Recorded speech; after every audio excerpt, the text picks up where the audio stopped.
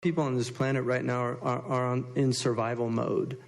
That's just simply a fact. I mean, we saw the recent 8 people, some of them probably here, having more wealth than 50% of the planet, according to Oxfam.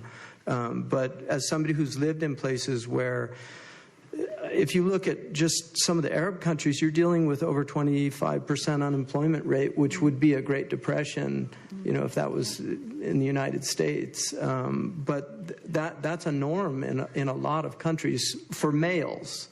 And certainly for the women, it's even harder to do that. But I think education is also a major problem. The educational opportunities that are afforded are very difficult in a lot of countries because they have substandard education, but also for women because of a lot of the prejudices that those cultures have about women being educated. There are a lot of men that are threatened by educated women still.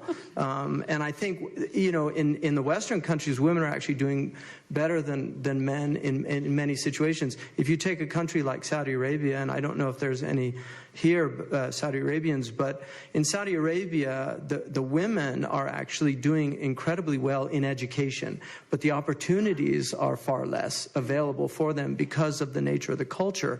But one of the reasons why they do much better in colleges is because they study more. A lot of it is simply because the actual society doesn't enable them to do the things that a lot of the males end up doing. And so they're more serious about their studies. And you have a lot of Saudi Arabian women with advanced degrees now.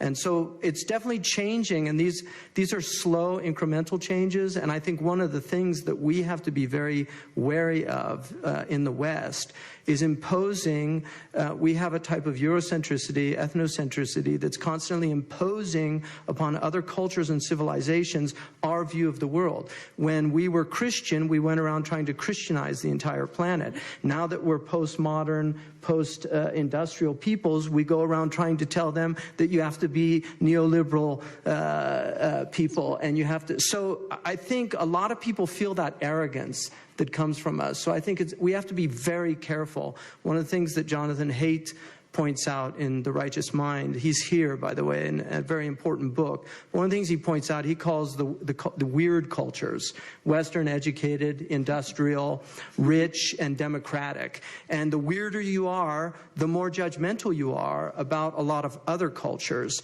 And so I think a lot of other cultures have had enough of Western people telling them how to run their societies, and how I think we need to allow those cultures to work it out for themselves.